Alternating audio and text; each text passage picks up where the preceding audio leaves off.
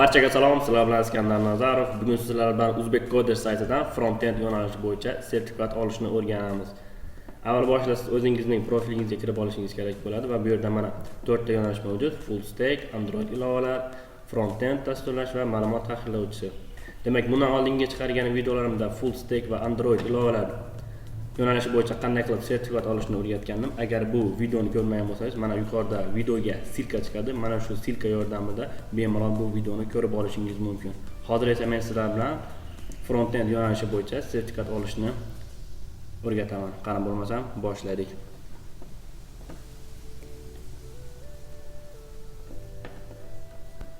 Sinfxonaga o'tamiz va bu yerdan to'g'ri bizga Udacity platformasiga olib o'tadi.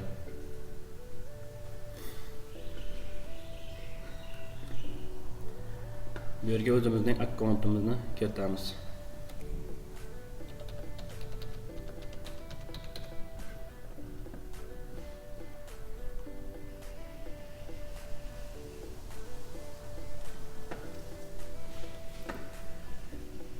Va bu yerdan front-endni tanlaymiz.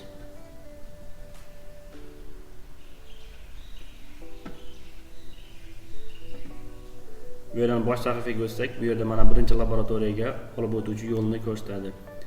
Va bu yerdan bu knopkani bosamiz, mana buni va buni.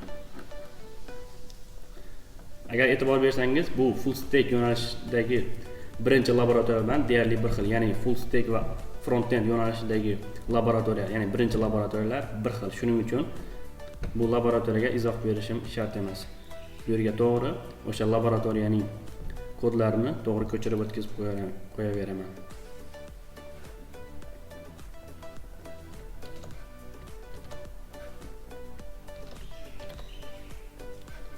Stilni ham, ya'ni CSS da yozilgan stilni ham olib ko'chirib o'tkazaman. Va bu yerdan run kodini bosib yuborsam, bizning kodimizni test qiladi.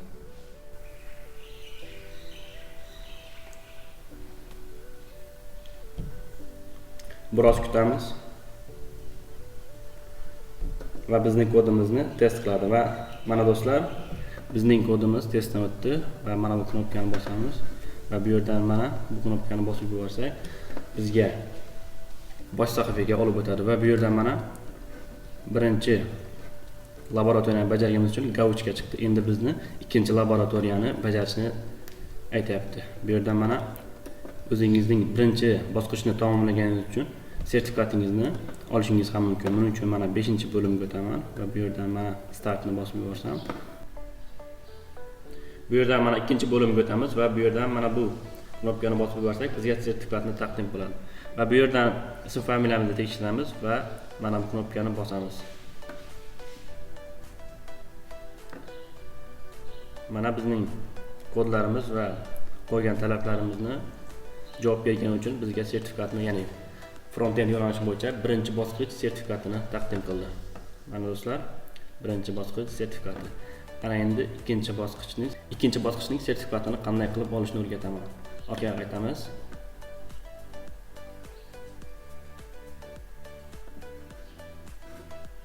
Orqaga qaytamiz. Bu yerdan mana bosh sahifaga o'tamiz va bu yerdan mana ikkinchi laboratoriya. Bizga ikkinchi laboratoriyani chiqarib berdi va buni bosamiz. Bu yerdan buni va yana buni. Va start tugmasini bossak, bizga ikkinchi laboratoriyani olib o'tadi. Ikkinchi laboratoriya biroz qiyinroq, chunki bu yerda HTML, CSS va albatta bu yerda JavaScript ham qatnashgan.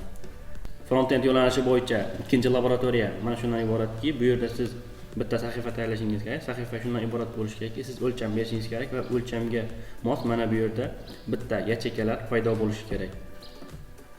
Bu sahifani men oldindan tayyorlab olganim uchun to'g'ri mana shu yerga kodlarimni ko'chirib o'tkazaman.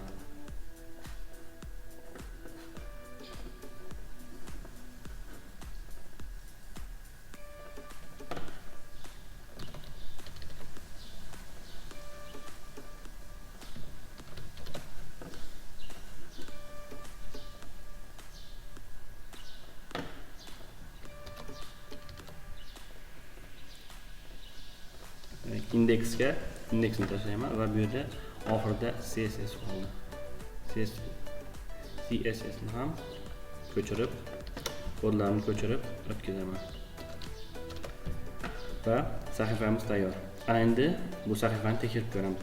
Bu yerga bitta o'lcham beramiz. Misol uchun 4 ga 3 va 4 ga 4 bo'la qolsin va bu yerda mana bitta chekani bossangiz qora rang paydo bo'ladi. Agar mana bu ranglarni tanlab bitta qizilga qo'yib turib, yana bittasini bossangiz qizil bo'ladi. Endi bu yerda boshqa ranglarni ham sinab ko'ring, ya'ni ko'k.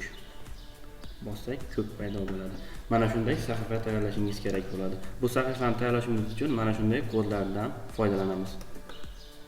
Bu HTML, CSS va bu esa JavaScript hisoblanadi. Endi bu yerda run kodini bossak, bizning kodimizni test qiladi. Ozgina kutamiz.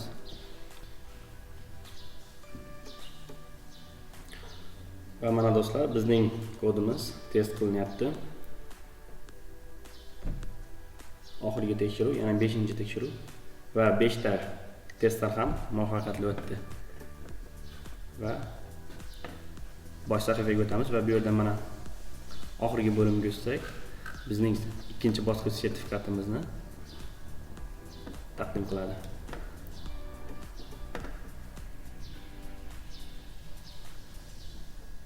Hamma shartlarni bajardik. Va mana do'stlar, ikkinchi bosqich, ya'ni front-end yo'nalishi bo'yichagi ikkinchi bosqich sertifikatini ham bir zoomda qo'lga kiritdik. Video yoqqan bo'lsa like tugmasini bosing, kanalimga a'zo bo'lmagan bo'lsangiz a'zo bo'lishni unutmang. Hammaga rahmat.